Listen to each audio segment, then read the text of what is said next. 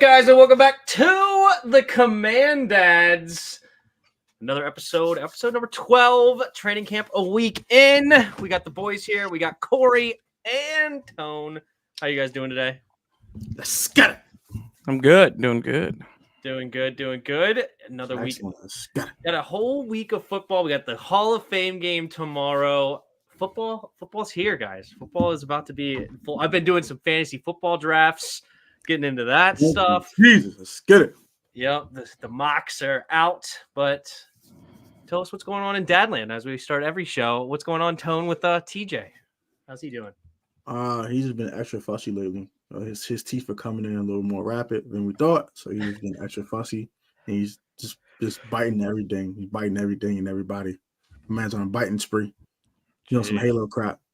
Bite 1, bite 2, bite 3, biting spree. He's on the bath salts from Florida, biting everything. No, I was kidding. Yeah, my man's a walking gator. He's out here biting everybody. But yeah, he's doing all right. We're finalizing his birthday party plans, so that's been pretty cool. I'm looking at venues tomorrow. Really trying to find a venue for his birthday party. So that's what's been going on. Just planning his first birthday, honestly. But that's pretty much about it. Nothing crazy. Good. What about you? What about Zane, Core? Oh well, we went on vacation and we just got. Yeah, I saw your pictures at the beach. Yeah, okay. Well, we went to Massanutten and we were at the pool. So it was a pool. Okay, I saw the so this is my favorite picture of him right now.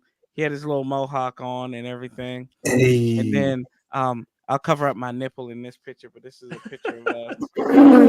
Cover up. If you saw it on Instagram, that's why I put a smiley face on it. I was like, yeah. I was like, you don't need to see it. And one of my buddies was like, free the nipple. I was like, nah, not here. Not free the nipple. Not free the nipple, though.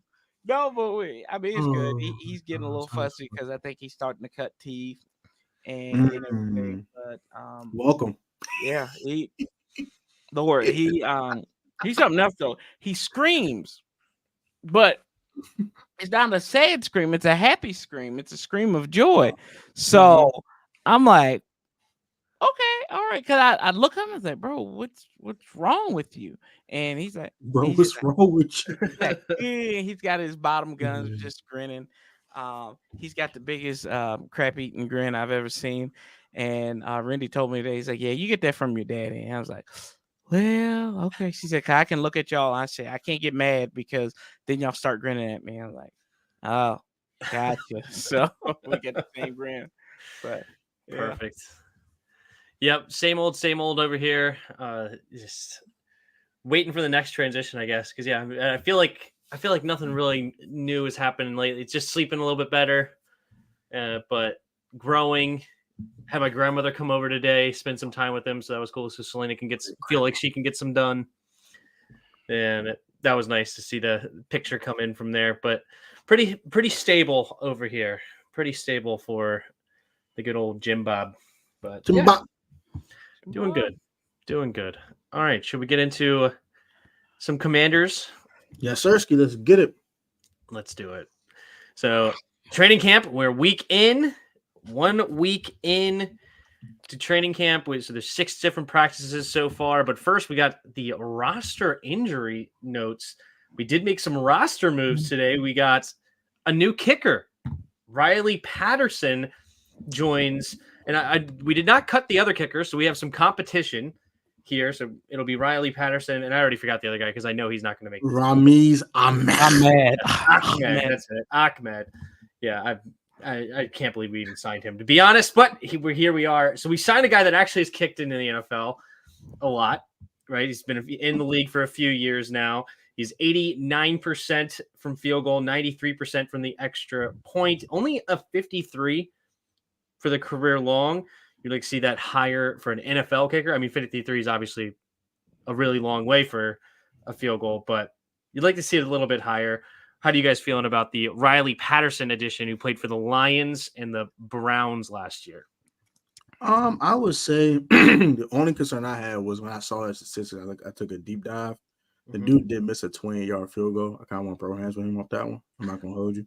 But outside of that, the stats look pretty good. From 30 to 39, he was perfect. from 40 to 49, he was pretty much picture perfect. And then from 50 plus, he was 1 of 2. So kind of NFL average. I think that's fine.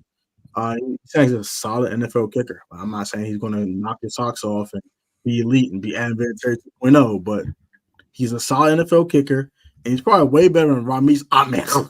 So we'll take those. We'll take those. That's a dub for me in my book. Yeah, you got to get some competition in a kicker. So I kind of said off air, I was like, I said, we're going to get this guy. They're going to bring this guy. And if they know what's good for him, they're going to bring him in. And they brought in a guy who's kicked in some NFL games. Like Tone said, he did have that miss last year with the Lions. But, I mean, still pretty much solid numbers throughout his career in the NFL. I think he's just a cat that needs opportunity. And, I mean, look at it this way. Jacksonville had him for a whole season, let him go, and then brought him back. So that's telling you something that, maybe, hey, this guy might be pretty legit. So, let's see if he can work through it. Interestingly enough, he's 5 years younger than Ramiz Ahmed. Wow. He is. Ahmed's that old? He's 29. Ahmed is 29, yeah. Wow. I thought he'd been a younger guy. I didn't even look at his age. No. Yeah, he's that dude. That day, man, that's older than grandma's toast. So Riley Patterson, 24. Yeah. Yep. I just looked up a stat that I'm a bit concerned about, and his kickoff touchback percentage, according to this, is only 0.4% in his career. In total. He doesn't have a huge leg now. Yeah. Last year, he did have more like a 40%, it looks like, touchback percentage, which to me is a bit like, okay, do you not have the leg, or are you doing it on purpose? Are you trying to kick super high? Like, what is the Lions doing down there? But I know the kickoff rules have changed this year, but the meta for the kickoff return has been a while for just kick it through the back of the end zone. Yeah.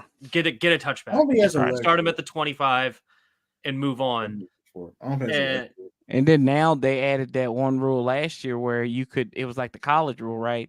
And you could bring it out to the 25. So that could not to 25, but was it 20 or the 25 they brought it out to if you were within that little halo area. Oh yeah, if you fair catch. Yeah. That could have led to a lot more returns on their respect. I'm just kind of pulling this out my butt. I'm not going off of any analytics, but yeah, that could be, but I don't think he has a leg. I just don't think he has a leg. Kai Forbath. I mean, we had Kai Forbath, and Forbath was okay, but he couldn't kick off. Yeah, I just think he has a leg for it because his career long is 53. Kind of similar with Kai. Anything above 50 for Kai was a little kind of difficult. So I think you know what? This has to be. It was 40%. This 0.4. I'm looking at the stat. Maybe it's 40%. Yeah, it's got to be 40% because I don't. But every other spot says 50%, 40%, 42, and then this is 0.4. I must mean 40. Yeah, I don't know. Yeah, where are you at, Tim? That was the first link was Fox Sports. Oh yeah, see, I'm on. That must be 40% then. Pro Football Reference. That's what I'm 40%. Looking at. Yeah. But like, if we look at a guy, like I bet even Joey Slice was better, like way better than that touchback percentage. Joey got a leg though. That's different. Yeah. Joey got a leg. Joey hit a 60-yard last year. Joey got a leg. It's different. Honestly, at this point, and I've held true to this, you shouldn't have let Joey Sly walk. You should have just signed him. Joey Sly is more like an 85% of the time it's a touchback. And for some reason, 2021, I don't know if he had an injury or something, it was 63.8. Every other year was over 81%. Most years over 90%. So just, I don't know. Yeah, I don't know. I'm not a huge Riley Patterson fan. Because didn't they cut him, the Lions, mid-season to go get that dude from the Chargers, Badgley? Yeah. So he played in 13 games last year. It's better than Ahmed. I mean, this guy could actually make the team. Ahmed, I think, was a joke. I don't know why we even bothered. But Riley Patterson's a guy that at least has a potential to be our week one guy. We'll see if he earns it, but at least has the potential to be the week one. I'm sick and tired of us, like, because we're like the the bastard home for kickers, and then they go out and they work. Sean Sweezum. Hey, hell, I'll go back even farther. David Akers. Yeah, David Akers. He kicked off for us in 1998. I was watching us against Seattle on YouTube. You can find this crap all over the place. Wasn't Kai Forbath good somewhere too? Kai Forbath was good. Minnesota, He was in Minnesota for a little bit, I think. Yeah. Sorry, you were about to say something about the guy in Akers. Yeah, David Akers was on our team. We let him go the way of the dodo bird. Gano was one. Yep. Sean Grant Gano. That was another one. Dustin Hopkins recently. Yeah, Dustin Hopkins. Yeah, I mean, the hell, the man was a Pro Bowler. He just got paid. Yeah, everybody we had to let Dustin go. I think kicking the league. Dustin Hopkins. I do feel bad because I liked him in the beginning, but as soon as he missed that one in overtime against the Bengals, he just was never the same. He needed a new. It's 5 years after that. That's the craziest thing. Yeah, but the problem, he just was never the same after that. Like, and also for some reason he had a monster leg, but Jay Gruden never trusted him to kick over 54 yards. Like if it was a 58-yard field goal, he would punt the ball. He would punt the ball. Always punt or go for it. One of the two. Like he would never send him out there for 55 and up, which was odd because we brought him in to be the touchback specialist. So he had the leg to get it 55 yards. For just some reason, he just didn't never choose to kick him. Yeah, never kick him. Yeah, I mean, he did like one time for like a 57-yarder, and he actually made it. I'm like, what the hell? Then you finally do it. Like, what the hell? Nick Novak. It was so weird. It was so weird. Yeah, Nick Novak. He went on to play with the Chargers. I mean, Nick and Patriots. The thing about Patterson though is he is young, as you said. He was only 24, so he's got a long career ahead of him. The kickers can play forever, and if he can be our guy, I'm all for it. I don't know if he. I mean, his accuracy is fine. 89% is great, and I mean, I don't know, 93% for extra points sounds low. But I mean, that's what, like 2 misses or something like that in a year. Because last year he had 3 misses. Okay. It looks like 3 extra points missed out of 44. And the line scored a lot of touchdowns, so that kind of makes sense. Right. He kicked a lot. 37 extra points he kicked for the Lions, and he didn't even play. He only played 13 games. He kicked 37 extra points for the Jaguars the year before in 17 games. So yeah, he was definitely being used a lot as a extra point guy. So anyway, I'm glad we made this signing just to get Ahmed out of here. And I mean, he's still here, but at least we have some competition and a guy that actually could play the position. Sweesham got let go because he missed 3 game-winning field goals. I hated him for that as well. He remembers the Gano. Now he's really good for the Giants, right? Was the one we should have kept. Yeah. And the Panthers. He's good for the Giants. And Panthers. Yeah, originally. Because he had a 60-yard field goal to beat the Giants when Rivera was there. Yes, yep. I mean, but like Sweezum, I remember because he missed 2 field goals against the Saints, and they even said that field was crappy that day, but it was like a point-blank field goal he missed. So I don't know, but he went on. Hell, he was in the Super Bowl for the Steelers.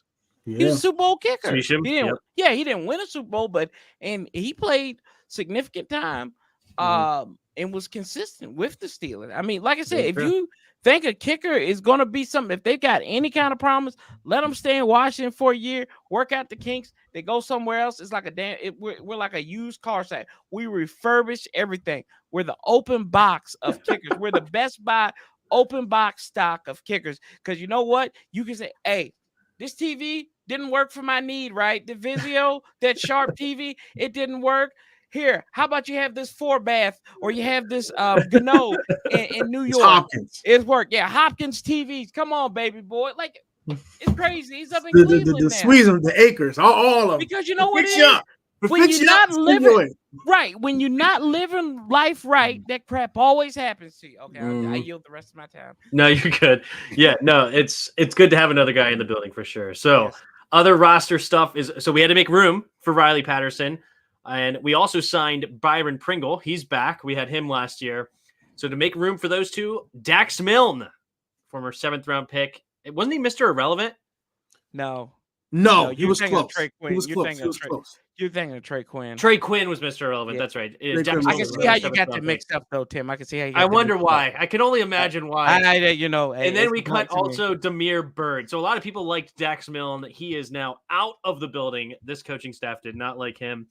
And so to make room for one receiver and a kicker, we cut 2 receivers. So the receiving room must be coming together if they don't need the competition as much there anymore. So, and we'll talk more about why that is. But you guys gonna miss Dax Milne? Mr. Steal Your Girl, we won't miss you, Mr. Steal Your Girl. We appreciate you stealing Zach Wilson's girl, giving some publicity. But bye-bye. Every time you had an opportunity, you caught the ball. That was cute, bro. But bye-bye. There's better guys in the room. Fair catch specialist. Fair catch specialist. And he won't fumble the jump, but he wouldn't go nowhere with it. But you should never the best, Dax. Bye-bye. He's as good as that net that you just can't leave out there to catch them. They're not going anywhere, but it's going to be caught. All right. They were afraid. They were afraid. That's what the fear in their return game. I hate that so much. But you talk about, though, like Mr. Steal Your Girl. So is Byron Pringle Mr. Steal Your Job? Oh, shoot. I ain't think about that. He's got to make the team first. You don't earn that until you make the team. Funny. You don't earn the job. You don't earn that until you make the team. I'm not giving you that title for a camp body. Okay, make the team. It's still a job. You're getting paid for it. No, I can't do that. You got a pink slip. Where's Dax Milne at? Dax Milne. He's with Zach Wilson in Denver now. At one of them old lady bars, trying to pick up. Oh my Lord! It's like, he's following Zach Wilson's Instagram heavy now. He's got to see where he's got to go next. Looking for Dorothy from the Golden Girls or something. Yeah. Picture it. It's like Sophia. Picture it. Oh, Dax Milne, 2024. You can be with me, darling. All right, let's get some money, baby. Just be with me. So we're obviously not at camp, so we have to go off what we're hearing. And the big thing is I'm interested on what Dan Quinn is saying in his press conferences. And over the last several days, he's given a lot of praise to some players, especially yesterday. And they were asking him specifically about certain players, and interested to see what he has to say about them. And one of the reasons Dax Milne and Demir Bird may get cut is it sounds like De'Ami Brown is having a really, really good camp. He gave him praise on the second play.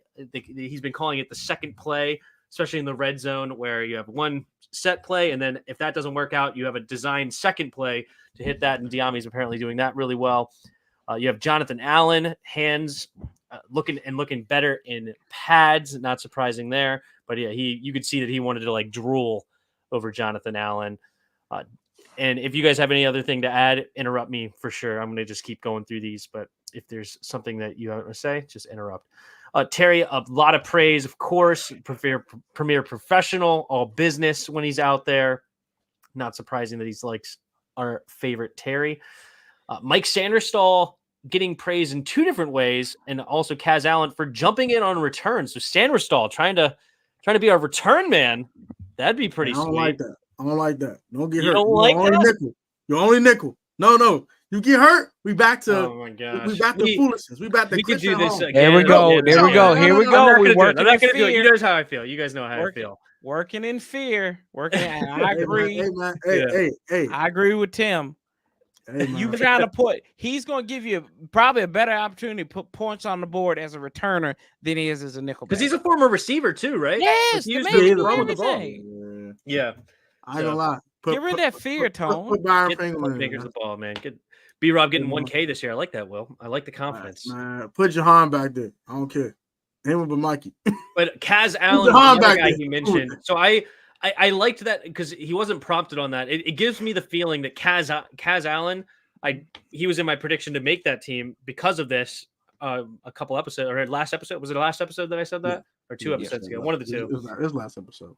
Yeah, that it's inside track to maybe make this team as the kick/punt returner right now because he was named by Dan Quinn in the press conference, so that'd be interesting. But maybe Sanders still takes his job. We'll see. Yeah. Mikey also getting praise as he's locked into the nickel spot. it looks like Dan Quinn mentioned.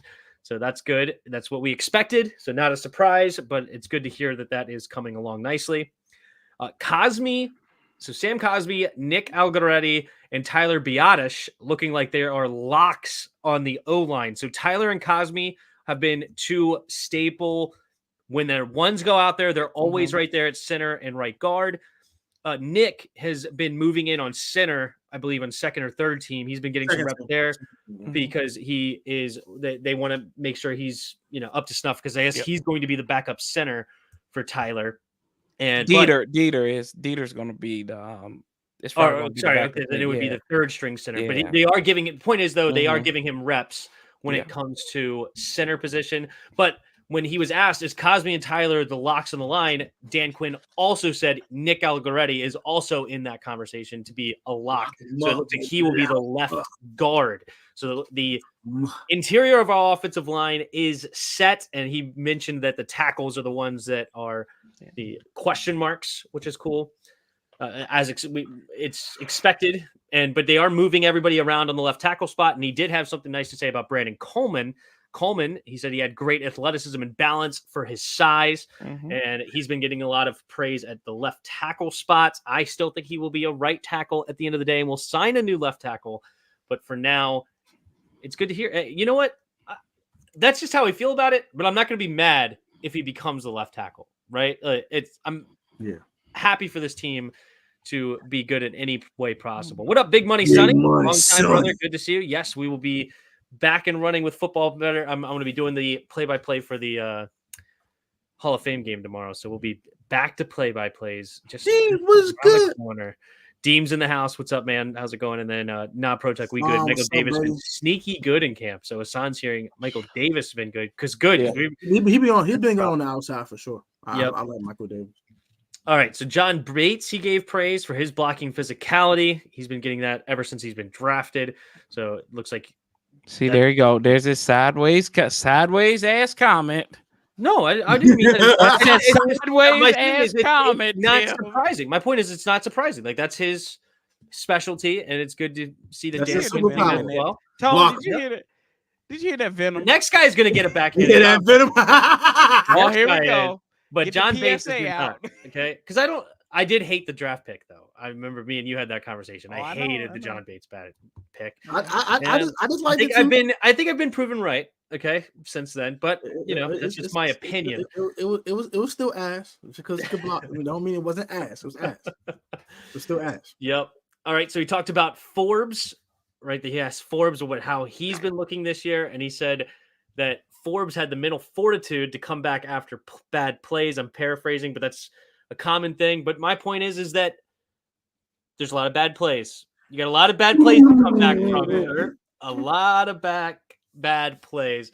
And he also brought up the Federer comment, which is cool, that it's Federer won 80% of his matches, but only about 54% of his points. So you're going to lose a lot when you're on the football field. You got to be able to come back from it.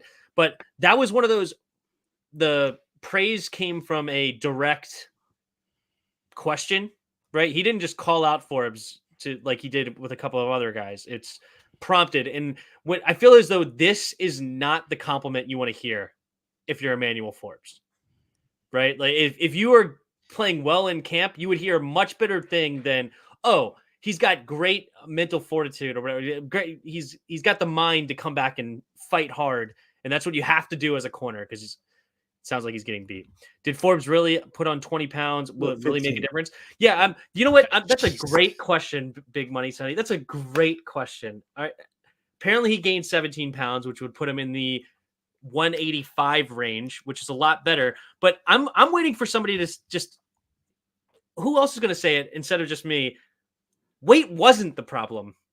It's that he sucks at football. Okay, that's the problem. And weight is not going to make him then stay on AJ Brown or Devontae Adams or CeeDee Lamb or whoever it is. He's not going to magically stay now because he gained more weight on the football field. So if you listen to my criticism over all of my history, weight was the 10th thing down the list, right? It was not a weight problem for me.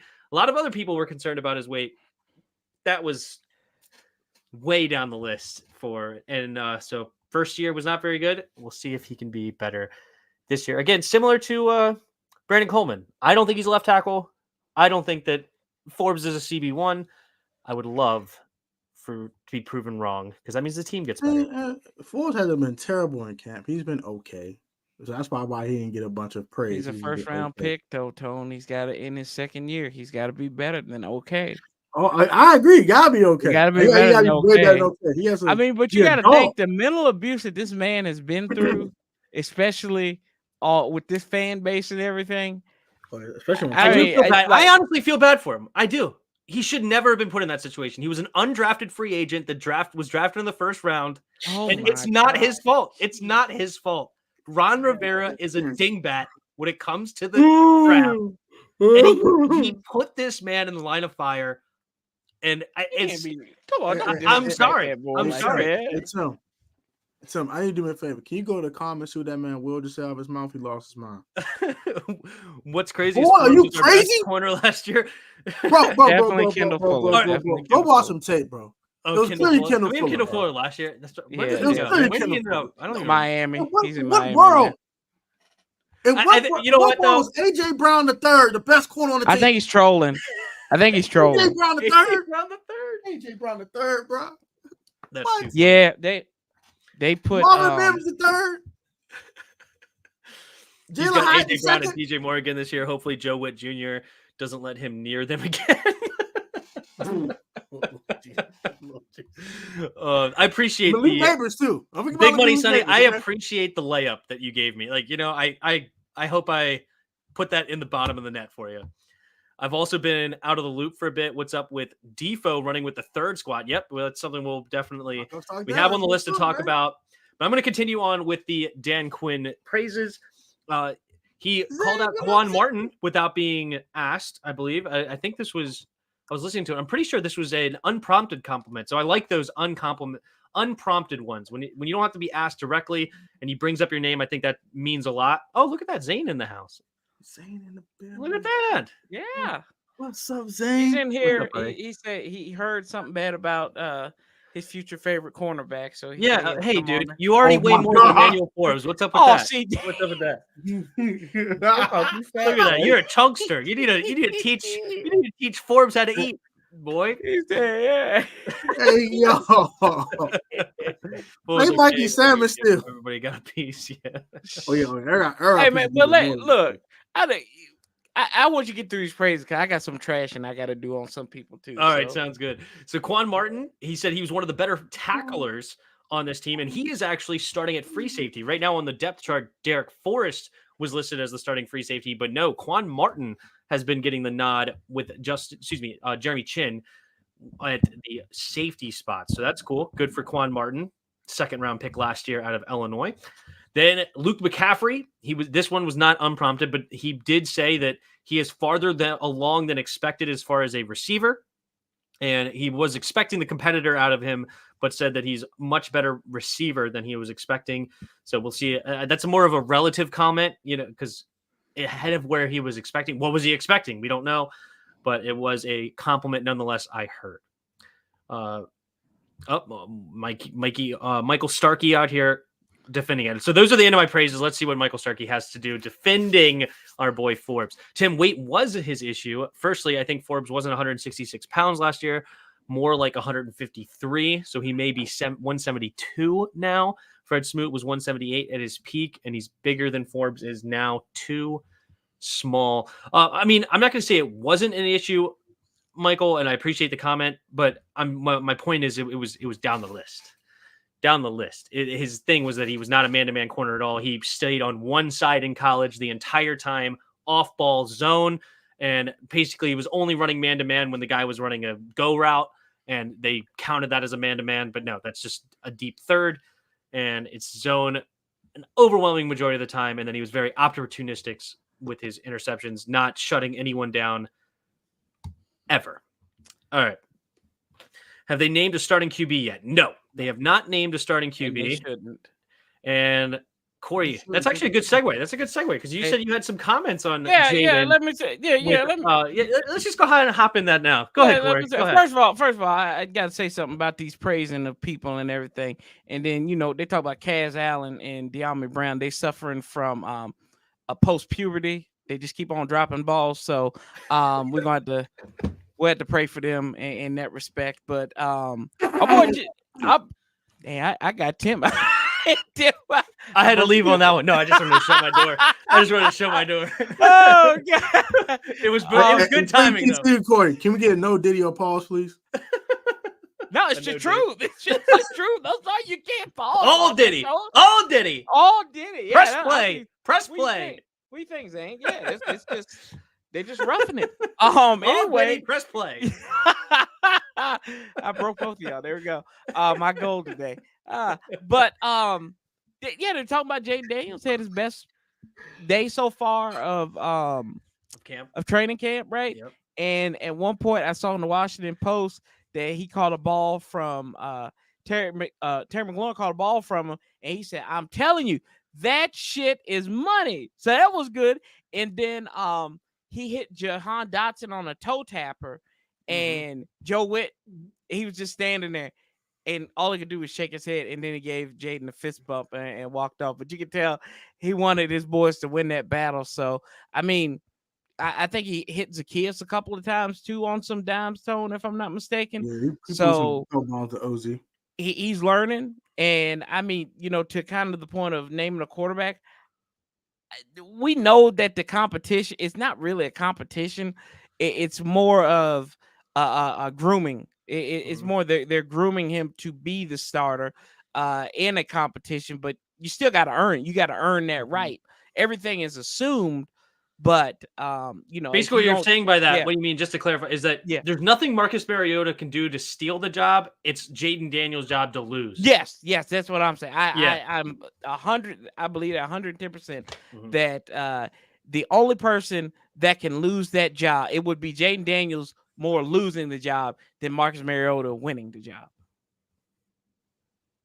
Fair enough.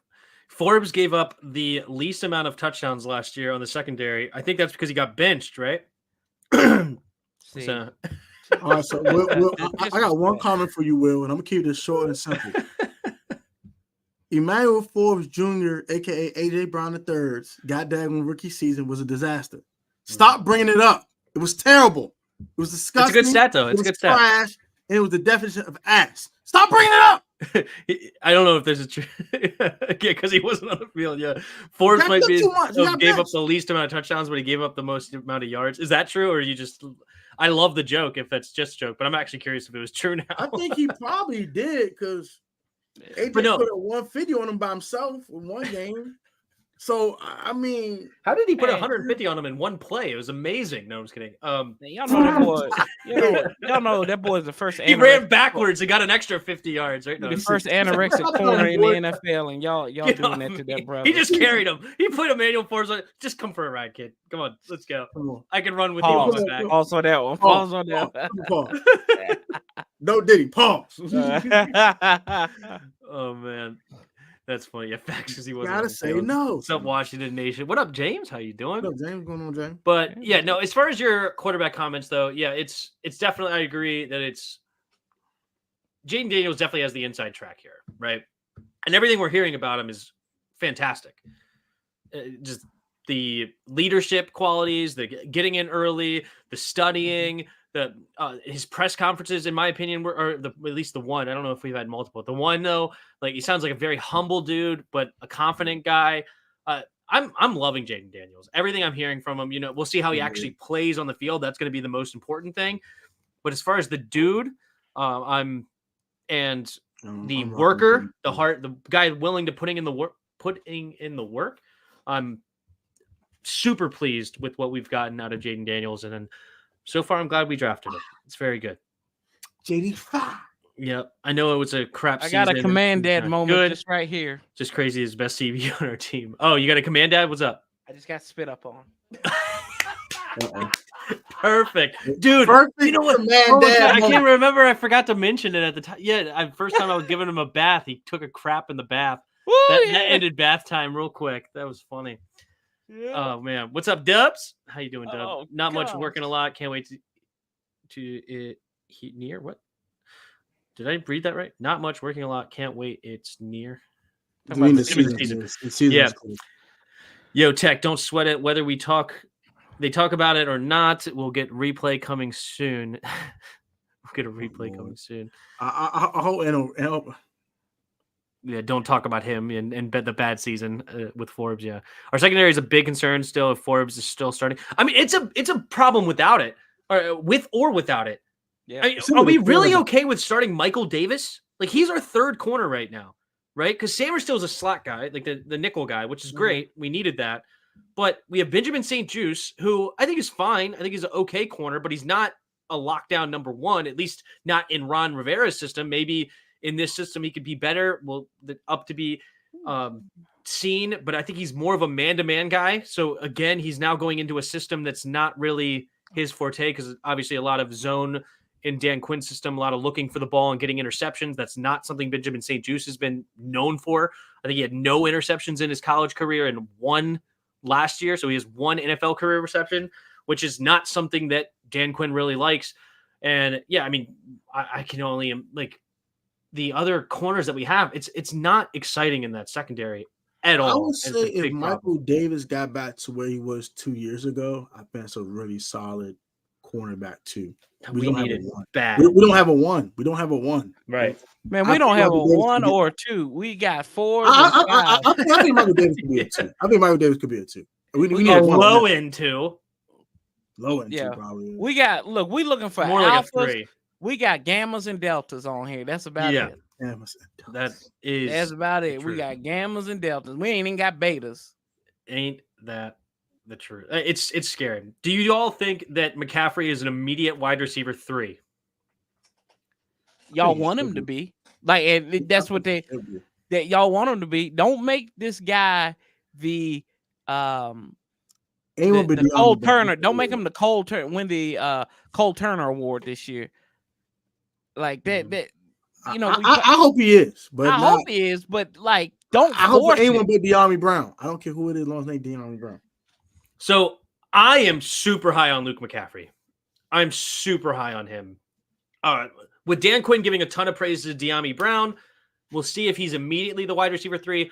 I personally think he should be our wide receiver 2.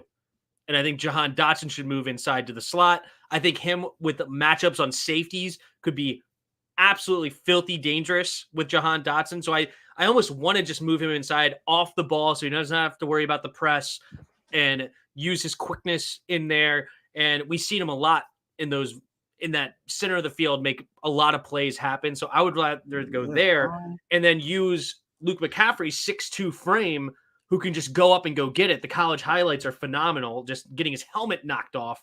Just throw it up to this guy. Hard worker, fast as well. He also runs a 4.4, very similar speed to Jahan Dotson, but just a bigger frame. I am a huge Luke McCaffrey fan, and I'm hoping big things. I like to compare him to Adam Thielen. I would move Han inside regardless. I wouldn't care if Luke panned out or not. I would move Han inside regardless, because we saw what he did in the slot last year. He was exclusive in the slot in the Eagles game. What did he do? 8 catches, 110 yards, and touchdown. Cook them boys. Isn't that what he did at State Penn too? He played outside in the slot. Yeah, he played a lot of he played both in that. Tone didn't get that one, but State Penn. That's funny. It's a little Sandusky out there. Big Sonny. Who's returning kicks for us this year? Also, with the new rules, do you believe that returner will have a major impact on kick returns? We have to see how they pan out. I would have to read the rules again. I remember reading it. It's basically like that nobody can move until the ball's caught, but it has to get kicked past the 20, I think. And it's going to be interesting to see. I think it's going to be Casimir Allen. I think he's our shiftiest dude back there.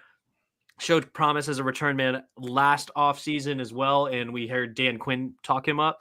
So I'm rooting for Casimir Allen. I think he could be a big play dude for us, similar to a DeAndre Carter, right? He's not going to be a top-notch receiver, and I don't think he will be as good as a receiver as DeAndre Carter was. Though. But yeah, I think he could be an awesome return man for us. So I'm rooting for Casimir. Do you guys have any guys' hats you want to throw in there to try to win the job? I think it's going to be more of a physical type returner, to be honest with you, because you're gonna have to have somebody that's gonna have to bust through that whole pause. And I look at somebody like maybe Rodriguez. You could try out there if he's got a little bit, because he does have a little pep to his step. But he's more of a downhill guy. He's gonna be your what was his name? Rock Cartwright. Hell, Rock Cartwright, he returned. He was a pretty good returner for us too. Brian Mitchell, no wiggle for Cart. It was catch the ball, and I'm gonna run 30 yards straight at you. Smack. But I can see Rodriguez being that guy. But if they open up the holes, like, there's some vision there, because that's maybe if he has the vision, and then if he can hit it into the open field, he's good. So I mean, I think you got to look at what the XFL did. I don't know. Like that's I feel a lot of receivers returned in the XFL. A lot of receivers did. See, a lot of receivers didn't return. It was a lot of running back. I mean, the only one, the notable one, was Chris Rowland for the DC Defenders. He returned a lot of punts and kicks. Outside that was a lot of running backs. So yeah, see that's what I'm saying. Like, I would think a running back who is used to taking that contact would be more ideal in that situation. Because a stronger wide receiver too. Yeah, a more physical wide receiver would probably have an opportunity. That's a great point. I don't follow the USFL or XFL very much. So if that's the direction they went to, that's very much because I mean Dan Quinn talked about it too, where he said that it's two different positions now. Punt returner and kick returner are two different positions. Yeah. Right. Yep. And that's kind of been the direction that the league has been going in, right? Like, you can think of all the receivers we've had as punt returners the last few seasons, but then the kick returners have been guys like Antonio Gibson, Jarrett Patterson, right? Those were our kick returners. And then you had the receivers with Dax Milne or Jamison Crowder, DeAndre Carter. Those were our punt returners. I mean, I haven't looked that into if that should be the case or if that's a good move, if like teams that do that have better outcomes as far as the kick return goes. I'm still just of the opinion that if you can punt return, you can kick return. Not necessarily the other way around. If you can kick return does not mean you can punt return, but if you could punt return, you can kick return, because that means you're good in space and can make guys miss and make one move, make one cut, navigate the field, and bang, make a big play, big touchdown. So I would like it to be the same person, Casimir Allen, both directions, but that may not be where they go. I throw JC in the mix too, Jamison Crowder, but I think he's gonna be an age. But we see he had a little bit of juice in that Falcons game last year. He got some good blocks and got up out of there. Did he score on that, or did he get? No, he didn't get to the crib. He almost got. He got to the 5. How ironic that is in that game, right? Y'all mentioned Benjamin St. Juste having his first interception. Jamin Davis also had his first career interception in that game. That's how bad Desmond Ridder was. Yeah. Yeah. That's how trash he was in that game. He was good last season. He played pretty good. Yep. He lives in Oxnard. The Cowboys look sloppy. Oh, so we got an op. Sam Williams already for the season. I like it. There, which sucks for him. They ready. They already got somebody hurt too, didn't they? Sam Williams was ACL. They started edge rusher. All right, let's go ahead and look at some training camp stock up, stock downs, and we're going to mention these things too. But all right, so some stock ups. We already mentioned Diami. He's getting reps with the ones. Say this guy's name again. I can never say his first name. Olamide Zacchaeus. Olamide Zacchaeus. He's been getting a lot of praise, and these are from different reports from the beat reporters and things like that. Tone said that he was hearing good things about Michael Wiley, running back. VIA Josh Hill FB. Go subscribe to his channel. But yeah, I've heard some good thing about Michael. Josh Taylor mentioned that. You said okay. Josh Taylor. Yeah. Mike Sainristal solidified as the nickel. We talked about that. Quan Martin, we talked about that as well. And Frankie Louvu just getting a ton of praise as well as just a guy wreaking havoc throughout training camp. So those are some stock ups, stock downs. Or stock ups, rather. Stock downs, we have Derek Forrest running with the threes, which Big Money Sonny mentioned before. That is crazy because if you ask our fan base, Derek Forrest is a monster. Like, he is phenomenal. He had a great 2022 campaign. Though. I thought. I mean, he had a very good 2022 I thought it was campaign. a bit overrated, but his angles are horrible. That's a big problem that he has. Specifically in coverage. I mean, as a tackler, the tackler was terrible, but specifically in ball hawking and going into football, it was pretty good in 2022. Yeah, because and that was his problem in college too. I remember watching that after we drafted him, and I went back and watched Cincinnati. It's just some of the angles. This guy, you run 4.3, and yet guys are just running around you. It's if you're standing still. So Hassan beats me to it. Says your boy Sanat struggling, but it's early. Yep, that's the next one I was going to say because everybody knows I'm a big Ben Sinnott fan. He's Sanat when he's playing bad like this. Reportedly dropping passes. And that's not good. Okay, you're my boy. Post-puberty. You were my favorite pick of this draft. Get it together. Okay, get it together. I need you to be our Sam Laporta. And I'm not happy to hear this. Okay? It's early though. We'll see how the preseason goes. You'll be fine. Still a huge fan, but come on, we can't hear bad things. Stock down. We haven't heard anything from Cole Turner. Nada. Right? He was. Everybody was talking about him the last couple of off seasons. This time we're not hearing a peep. Maybe that's a good thing. Maybe we should put that in the stock up, actually, because we were hearing good things and he sucked. Maybe hearing nothing means he's going to be great. And the last one was Marcus Mariota has been throwing a ton of picks in training camp. And so maybe not picking up the offense, or maybe just trying new things. But nonetheless, throwing a ton of picks is not good. Oh, well, look at this. We got some support from Big Money Sonny with the Big Money Sonny. That's why he earns his name all the time. I see him donating to all the channels, which really appreciate the support there, Big Money Sonny. Just wanted to show some love. Tone, what's up with you looking like Marshawn Lynch's mugshots? Corey looking like Irv Gotti's unclaimed brother. See, that shows you how Irv Gotti is Irv Gotti. Go ahead, fool. Enjoy this life. Peace and love. Thank you, Big Money Sonny, for the support and the comment and the laughs. Appreciate it. Thank you. That was funny. Didn't Forrest blow his knee out his rookie year making a crazy play? Did he get hurt his rookie year? I don't know. He was just trash. Yeah, I think he did get hurt. He got hurt, but he didn't blow his knee out because he played late in the season. Derek Forrest. How many games did he play? 2021 was terrible. His 2021? His rookie year? That was rookie season, yeah. I thought you said he looked good. That was 2022 he looked good. 2022 he looked good. Yeah. He only played 8 games in 2021. He was terrible.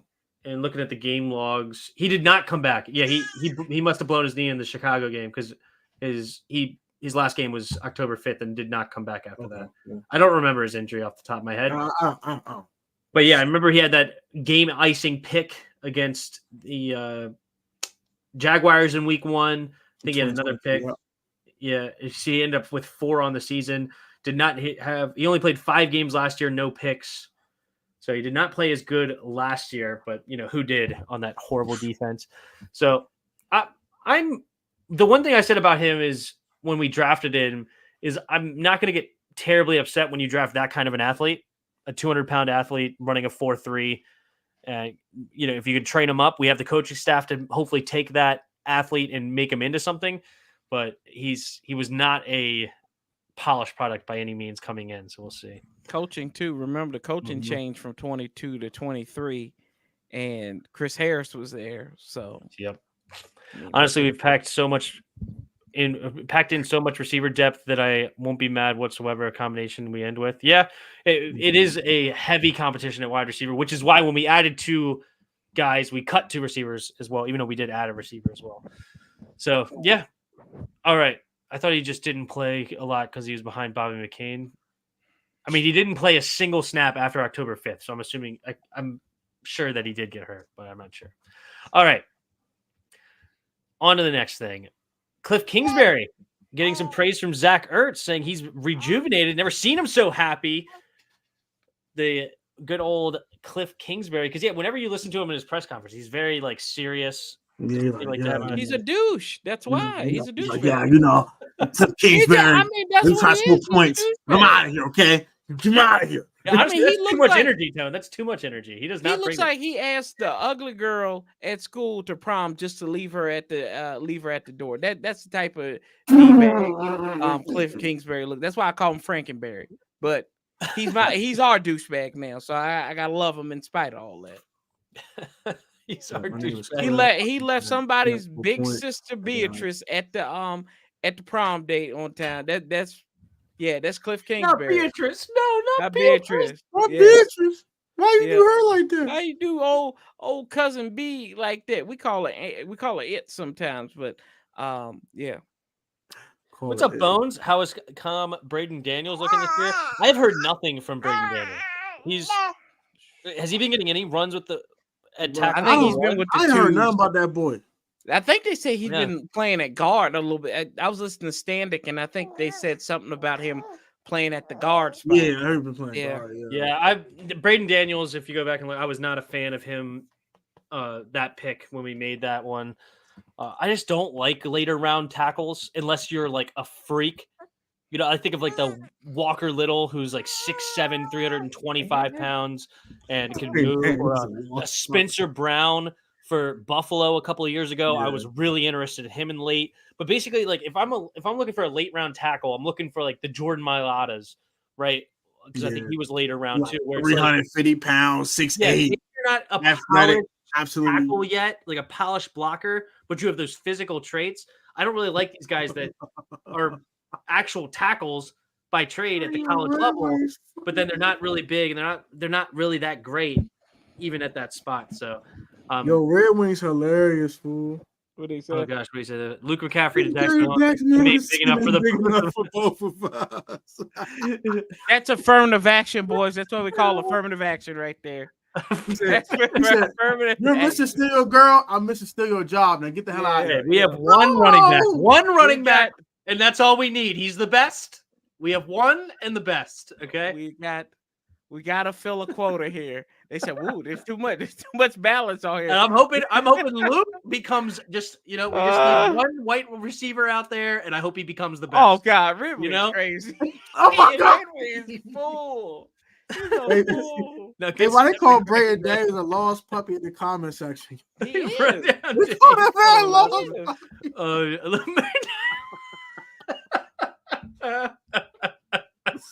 He's a lost well played, Hassan. Well played. Oh, you said lost puppy, fool. Oh shoot! Oh my lord! Yes. Shout out to the young commander, says Big Money Sunday. That's right, Zane. Yeah, we're fighting for his soul. He's got to be a Commanders fan out there. I know his. Yeah, man. What's happening? The other half of his family are Cowboys fans. We're fighting for it. Hopefully, he stays on the good side. Yeah, man. That's good squad, man. The Jim Bob, Zane, and TJ. Jim Bob has no choice. He's screwed. There's no competition here. He's. TJ already know what's up. Yeah, I wish he would say I'm an Eagle fan. Hopefully he's not screwed. Hopefully maybe he was born I was born into the disaster in 1993 after we won the Super Bowl in early 1992. I was born in a disaster. Maybe my son will bring a new thing, right? My next generation, because my dad lived in the glory days. I lived in the crap.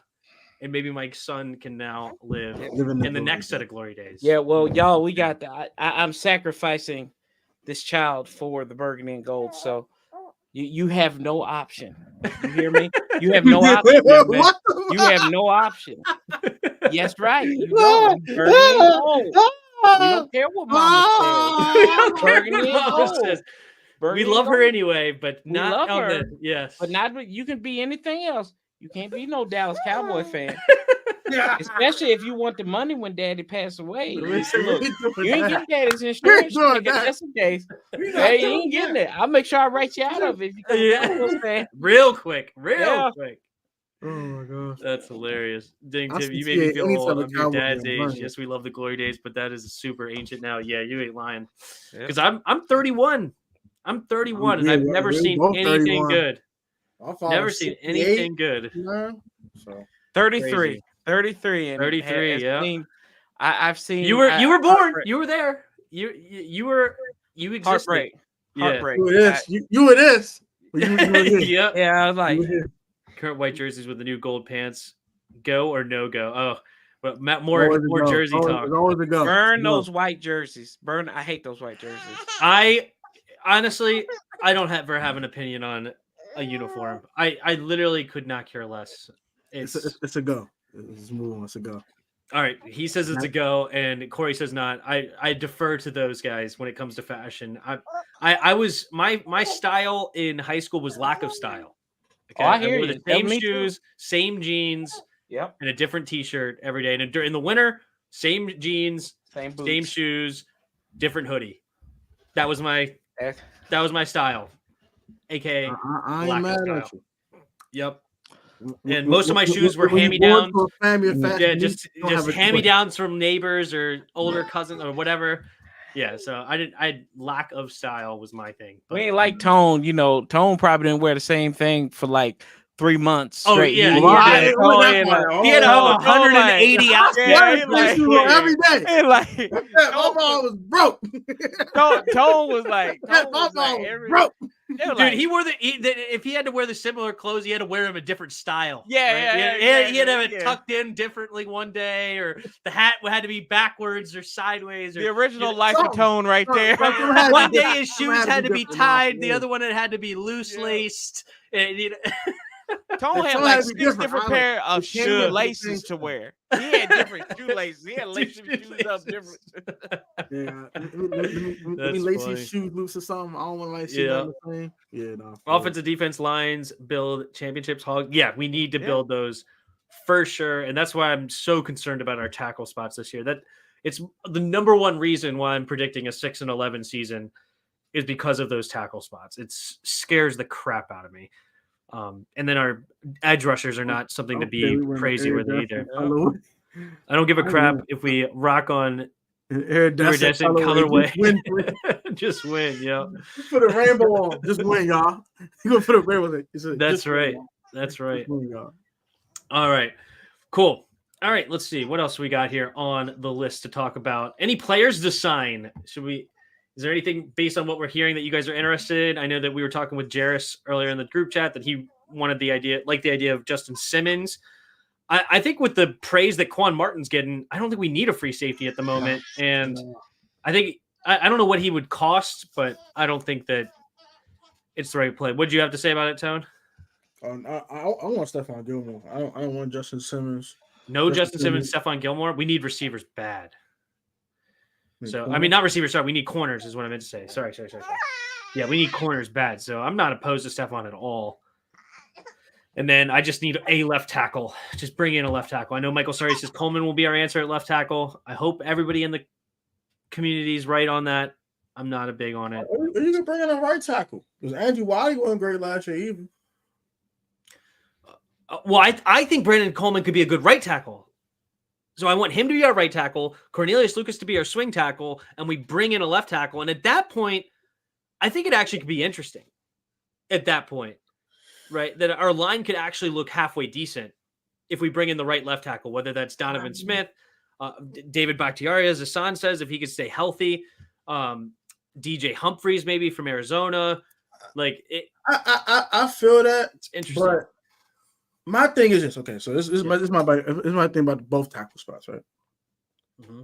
If we were in position to actually do something this year, I'd be willing to go get a left tackle. I want to find out if Brandon Coleman's the answer. Okay. So I want to know what I want to do next offseason. If I want to have to draft the left tackle, whatever, I don't want to put in a fill-in.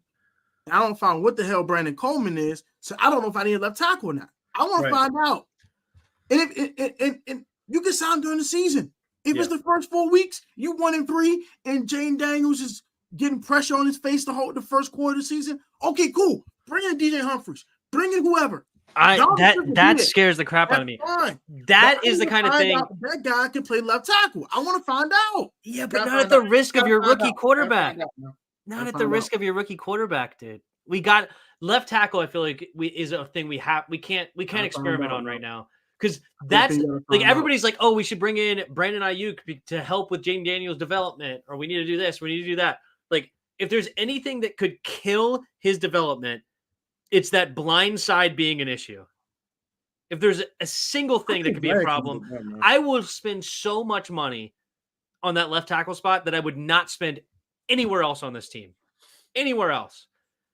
Because it's so important for that quarterback. So important. I ain't gonna lie, man. I ain't gonna lie to you. But I feel what you're saying. I don't disagree with that. Yeah. But I really want to find out if he can get it done. I really do. I want to know. I want to know what I want to do in the offseason and what I need to do. We're not going to win nothing this year anyway. Well, like you said, you got 6-11. I got 7-10, 8-9. We're not winning nothing. So find out what the heck is going on. Find out what we can get it done. You know what? If that's the case, then I want Marcus Mariota to start. Oh, Lord.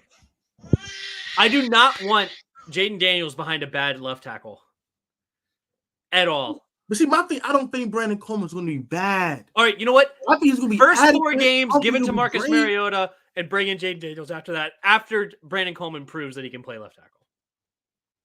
I don't care. That's fine. It's never going to happen, but I wouldn't care. That would be fine. Let him be the punching bag. Definitely a corner, yeah. He does not. Mike Lowry says not Stephon Gilmore, but yeah.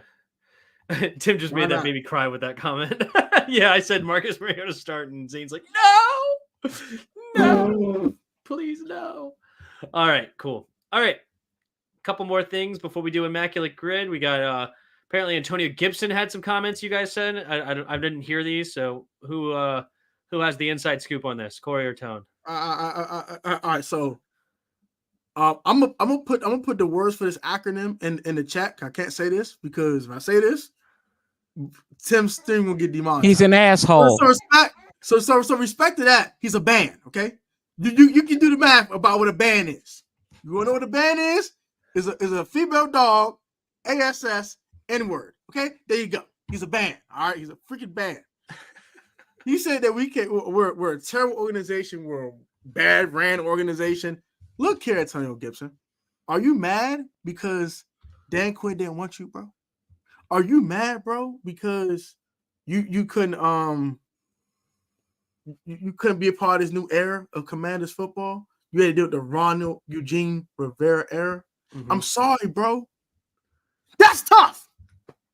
That's tough, my boy. Go sit in New England with your 3-win team and your number 3 overall pick is going to be a bust, and shut up and leave us the heck alone. Have a great day. Yeah. I mean, I don't know the context as far as how it was phrased. If he just said it was just more of a matter of fact, because from the facts, it's a matter of fact. That's what it was. Yeah, it's just true.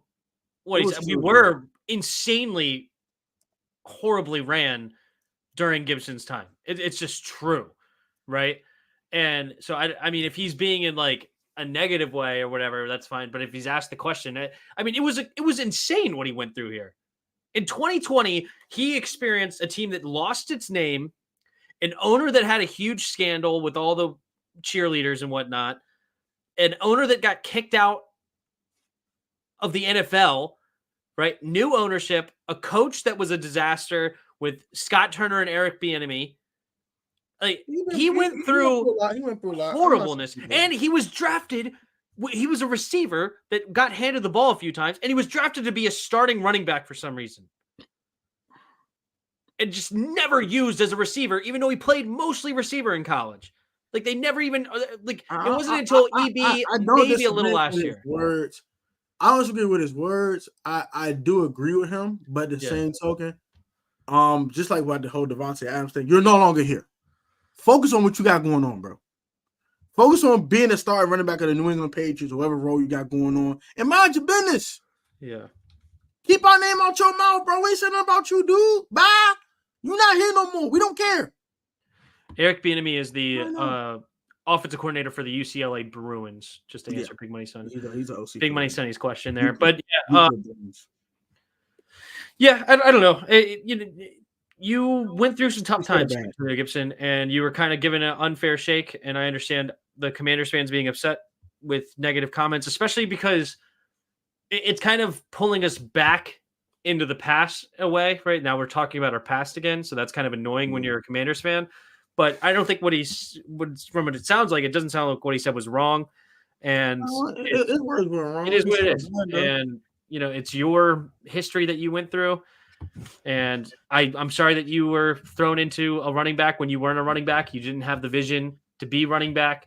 You should have been a receiver, and maybe you could have been super talented and a return man because freak athlete, 6'2", 220 pounds. Every 7 touches, I think, was a touchdown at Memphis. Something like that. Yeah, it was some OD stuff. Yeah. It was crazy. All right.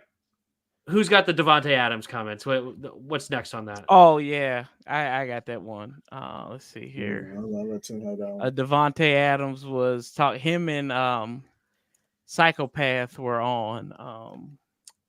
God, were they on? They had a podcast that they did. Psychopath. Is that Antonio Brown? No, that's Amon-Ra St. Brown. He looks like he's probably killed people. He go on a mass killing. Kill a whole bunch of people. He called man the Wing Dragon Raw last time. That was funny. Yeah. Amon-Ra Wing Dragon of Raw. Yeah. Merrick, that's who he is. Yeah, he is. Yeah, he about as crazy as Merrick, isn't he?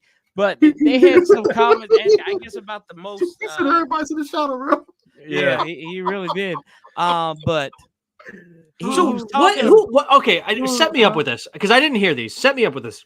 So what got them on the comment? We have a Lions player and a Raiders player who used to play for the Packers. Why are they talking about the Commanders?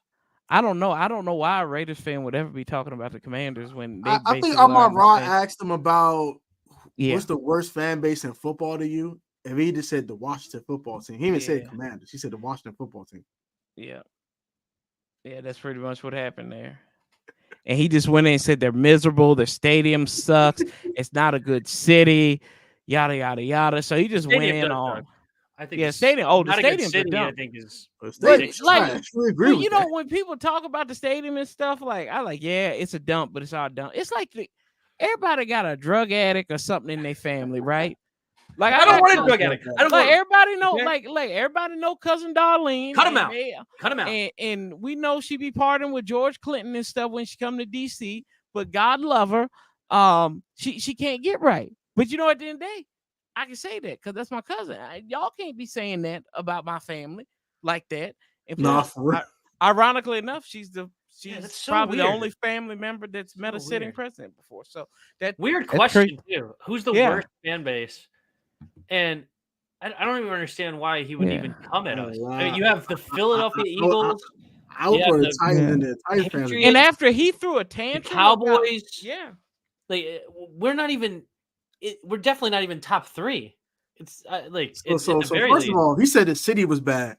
First of all, when y'all come play here, I go to Landover. I don't come to DC. So shut up. First and foremost. Secondly, there's a lot worse fan bases than us. The Cowboys fans are worse. The goddamn Jets fans, they miserable as hell. They ain't won nothing since God knows when.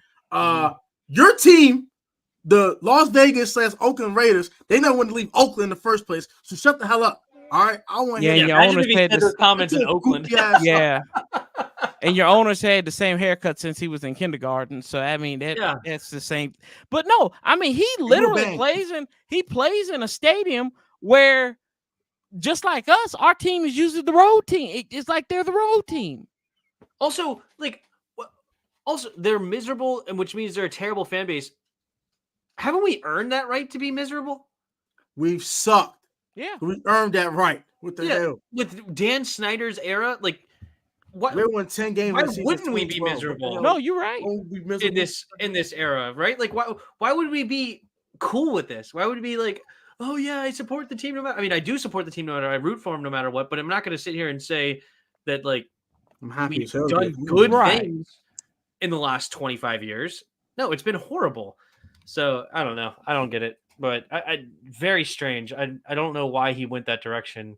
I'm about to Will Smith him. Chris Rock, keep my team's name out. Bleeping team's name out your bleeping mouth. Yeah. I don't. But anyway, that's very strange. Tay Adams, you are a band. What is the thing that? I'm surprised Commanders fans are even on his mind. When's the last time we played Devontae Adams? we hadn't played since 2021. He was a Packer. Yeah, that's about it. And he was He's was a he not here Packer. in that playoff game back in 2017? We were loud as crap. That we were on Yeah, point. that was 15. That was 15. But yeah, it was loud as hell. Wait, who did we play in 17? Did we Oh, we We didn't make the 17. playoffs in 17. We were 7. Man, am I thinking that 15 up? and 20. So it was 15 and wasn't until 2020 that we made the Yes, playoffs? sir. Yeah. Yes, sir. I just made that up. So 15. Was he there in 15 then? No, we Nah. played the Packers in 17. We beat them in 17, but that was a regular season game at home. Okay, the one that we lost in the playoffs, that was 15 Yes. with Kirk Cousins. Okay. Yes. And was Devontae Smith there? Devontae Devontae just got drafted at that point. Why did I say Smith? Devontae Adams. Devontae Listen Adams what in the second Listen what I year. say, not what He I drafted mean. in 2014. Okay? The words that are coming out of my mouth are not the right words. But the Yeah. Packers in Devontae 2015, was Devontae there. Adams worried about Gardner Devontae Minshew Adams, and was Aiden he there? O'Connell. He was not there. Who, Devontae Adams? He was there. He was the second year. So I don't know. Why is it? He was in Why, his second why is our season. fan base even in your mind? Oh, because he gets slapped by them. In his 5 games against Washington, he only has 20 receptions for 200 yards and 1 touchdown. Is that true? Yes. That was in the article, and I looked it up, and it's true. So he's salty that he doesn't play well against us? Yes, he gets strapped, apparently. I don't know how. Don't ask me how. I don't know how he gets strapped. Our corners suck, but it happens. I don't know. Don't ask me. Wow. I don't know. I don't know. Okay. Interesting. Corey, tell us about the new fan experience. Yeah, for the small, affordable cost of $15,000, you can hear my baby cry as the Commanders walk out. No, and I'm saying, hey, buddy, come here, hold on. You can hear my baby cry. For the small cost of $15,000 is For insane. $15,000, you can put this boy to daycare. So Yeah, they built, like, they're developing an area like close to where they come out at the tunnel where you can where fans can like sit there, and then they're gonna have a lounge and everything out there. So when the players come out, kind of like what they do in Dallas almost. Yeah. And it's for the year or for a game? I think it's for the game. I think it's for a game. What? Yeah. Is it really $15,000 though? I did, sir. I think so. Oh, I can let me I'm see. looking it Yes, up. I know you have a baby in your hand. Hold on. 15,000. No, wait, hold on. Commanders VIP. What are you even calling this? I guess it's VIP experience. Fan experience. Yeah. New. The fan zone. Announce upgrades. This is last year. Hold on. 5 hours ago. The Tunnel Club. Okay, the Tunnel Club offers intimate access. Membership starts at $15,000 as the team attempts to improve Landover Stadium. So I guess it's a membership. So that must be for the year, which is better than what I thought it was. So Washington Commanders will unveil an array of upgrades to their stadium in Landover this season, including a premium space that will let fans interact with players on game days. The Tunnel Club, a 2,100 square foot space in the tunnel of the stadium, will give 150 season ticket holders access to an area where players travel to and from the field and the locker room. Memberships include exclusive stadium entry, parking, field access before the game, and all-inclusive food and beverage. It also comes with admission to select events with team executives and all-inclusive trips to a road game, among other perks. The team worked with architectural design from Populous on the club concept and turned to Clark Construction to build it, which it teased in Rendering Wednesday. Okay. So, all right. So this, especially with this executive part. So this is meant for big money people to mingle. This is not meant for the everyday fan. They're literally, you're paying $15,000 to be a tunnel buddy. Yeah. 15 racks. To be a tunnel buddy. There you go. This for the kingpins. This for the rich mom. Yeah. Okay. This got 15. I think that I think it's crazy, but yeah, 15 racks. I see it was like 5. That's still. You doing any fantasy leagues this year, Tim, of your own? Yes, I will be in 2 this year, and that's it. That's max. I'm not doing any others. I'll be in 2, and that's it. 2 years ago I was in 8 leagues. That's crazy. It's insane, and so now I just got to limit. I don't even want to be in 2, but I'm gonna be. I said I'd be in the second one, so fine. I might even try to get out of the first one. Maybe we'll see. because I really enjoy only being in one. That's the fun part to me. And last year I was in one, was able to focus on one, and I made the championship. I lost in the championship, unfortunately, but at least I had a really, really good season, and I could pay attention to one. In 2 years ago, I was in 15 leagues. Did you win any of them? One. I won one out There you of go. 15.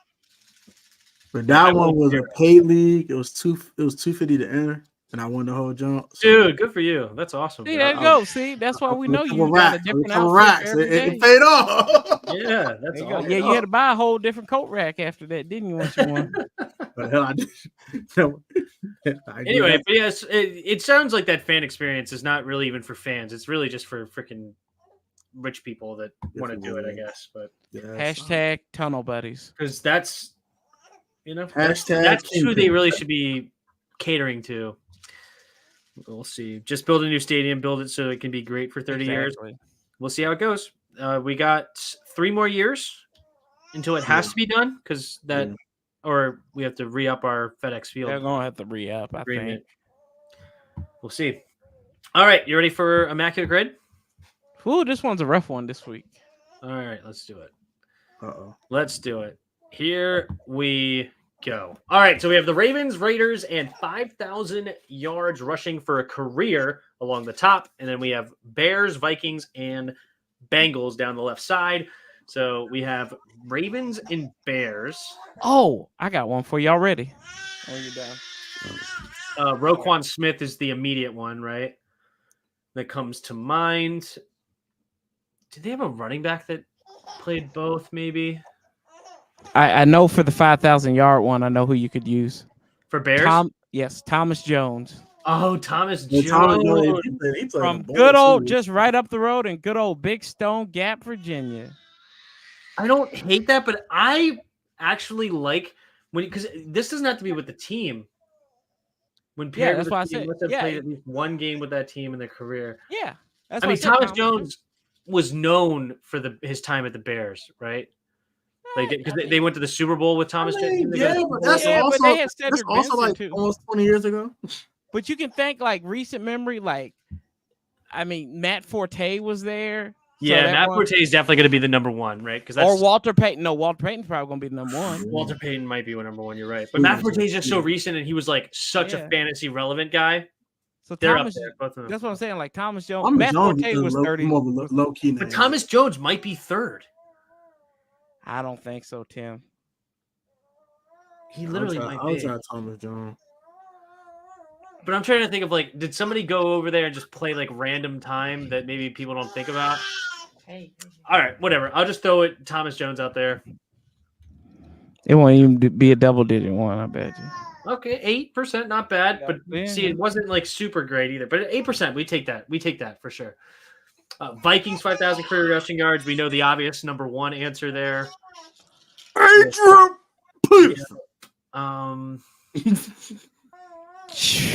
Did Chester Taylor run for 5,000 yards? Yo, Chester. What about the Bengals though? What about Dante Culpepper? Did he get 5,000 yards? I don't think so. I don't think so. Oh, you know who you could do? Randall Cunningham. I bet you Randall Cunningham had it.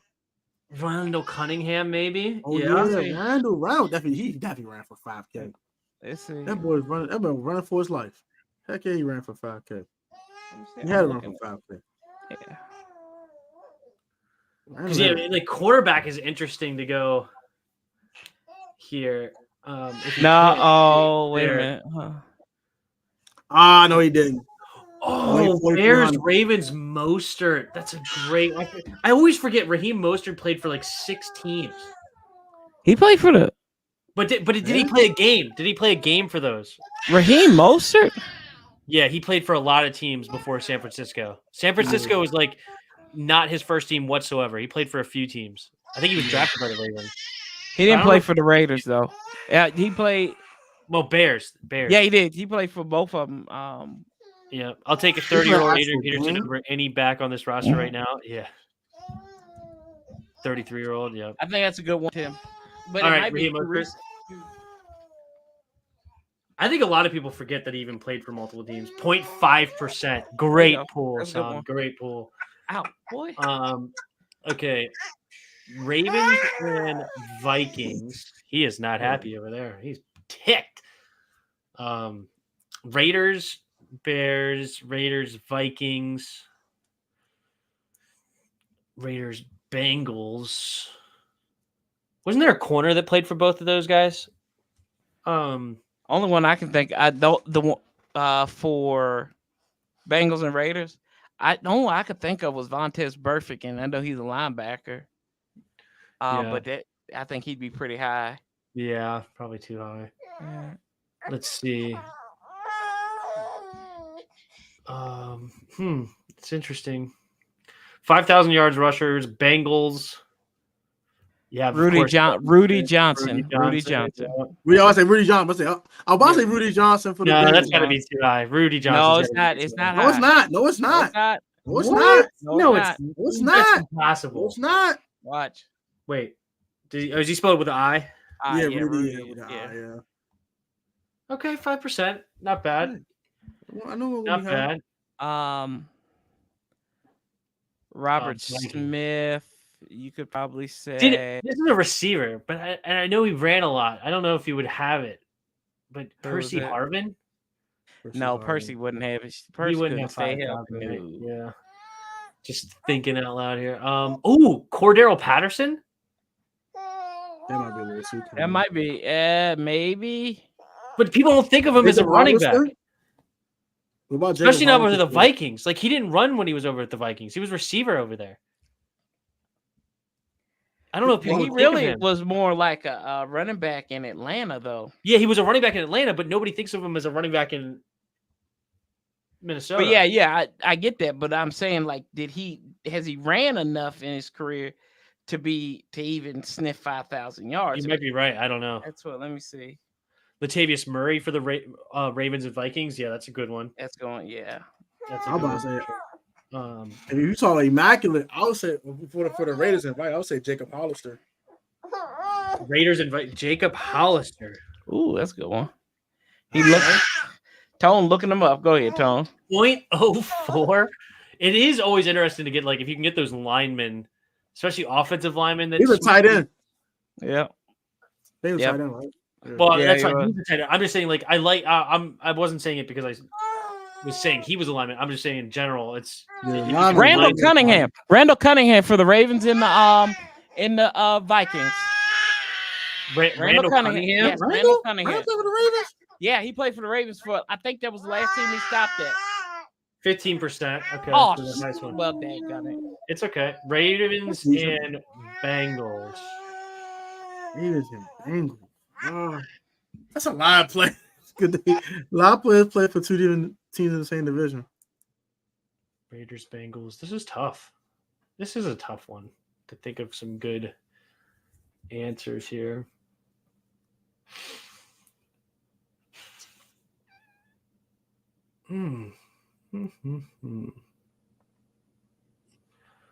Thinking of, like, did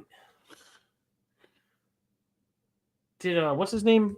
Who did he play for? Orlando Brown. Let's talk about him. Who? Orlando Brown. Orlando Brown. That's not a bad. Offensive linemen are not always obvious. I'm curious what Hayden Hurst. Orlando. 10%. That's not bad. Yeah. Oh, Hayden Hurst would have been a decent one. I went too fast. Yeah. Wait, is Hayden Hurst on the Raiders though? I'll go for the last one. I'll go for the Ravens. I know, but is he? Did he play for the Raiders at all too, or no? It was Atlanta, Ravens, and Bengals. Is that it? He's with the he was with the Bengals. Panthers. Oh, you're the Chargers now. Okay. Yeah. Bengals Ravens. Kevin Zeitler for the Bengals Ravens. Oh, we already picked a different one. That could have been a good one too. That could have been a really good one. Here you go. I got one 5,000. Oh crap! Never mind. I was gonna say try Chester Taylor, but he only had 4,700 yards. Wow. Yeah, as a receiver, as a rusher. Let's see. Who was the running back before AP? That's too long ago, probably. Back in like 05? It was like Chester Taylor. I said Robert Smith. I knew he would hit that number. Robert Smith. I think he was like. So like Adrian Peterson, Dalvin Cook are the top two. Mm-hmm. And then outside of that, who else played for? And Latavius Murray. That could be a good one. Pretty good one, yeah. Did he have? Hold on. He should have over 5,000 yards in his career. All right, Tone, you got to get out of here. Yeah, I gotta run to work. I might be late. All right, man. We'll go enjoy work. Sorry to take you too. I lost much. track of Appreciate time. it. That's on me. I'll catch y'all guys. Yeah, it's too much fun. We have too much All right, fellas. All right, buddy. That's See ya. it. All So right. yeah, Latavius Murray could work there. Robert Smith could work there. Robert Smith. Okay, let's go with Robert Smith because I don't even know him. He's got to be low. 2000 he played? Yeah, till 2000. 13%. Was he that good? I don't know anything about this guy. Yeah, he was in that backfield. I bet Cordero Patterson would have been better. Look at yours and see Cordero Patterson. See what he could have gotten. I'm curious. He had like 2,500. Oh, he only had 2,500 yards. Got it. Okay. Brandon LaFell, I think, played for the Raiders, but I know he played for the Bengals. Brandon LaFell did play for the Bengals. I don't know if he played for the Raiders. Cordell Patterson played for the Bears and the Raiders. Oh, okay. Patterson. Let's go with that. 3%, not bad. So we got one more left. Bengals and Raiders. You're looking up LaFell if he played for the Raiders or not. Yeah. And the last one, let's see. Or we could just go perfect because that's the one we think. No, you don't want to go perfect. You don't want to go perfect. Trust me, I already tried that one. Yeah, Brandon LaFell played for both of those. All right, let's do it. Perfect. Yeah. Good pull, Hassan. Good pull. 0.4%. There you go. Beautiful. Beautiful, beautiful, beautiful. All right. And that is a show. Yes, sir. We did it again. It's the Comman-Dads all wrapping up. Appreciate you guys in the chat. It was a lot of fun.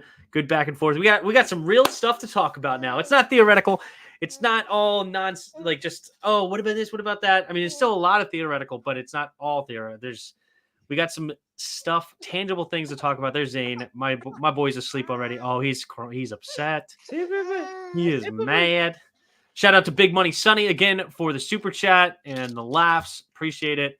Thank you guys all in the chat.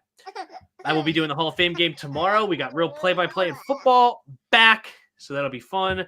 You got anything going on your channel there, Core? Not until just these updates. Just doing these updates. I got two updates from Monday and Tuesday on there.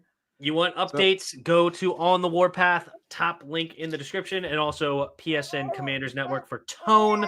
His link is down there. Go subscribe to those guys as well if you haven't already. And we will see you again next week. Any last words there, Core? What you got to say, Zane?